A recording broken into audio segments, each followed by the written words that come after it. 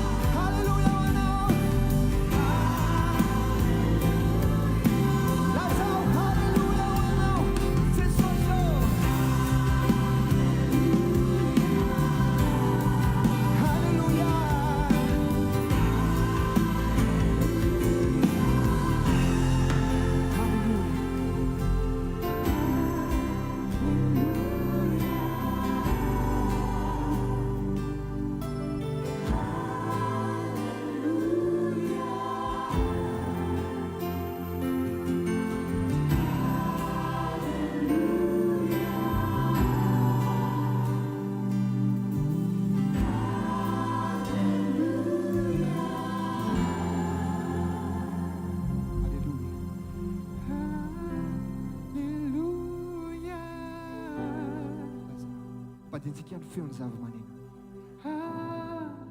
Halleluja. Tsika rehetra ilaza hoe halleluja.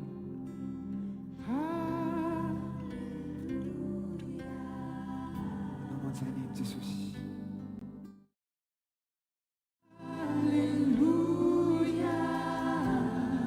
Mafonao manontolo mihitsy lazao halleluja.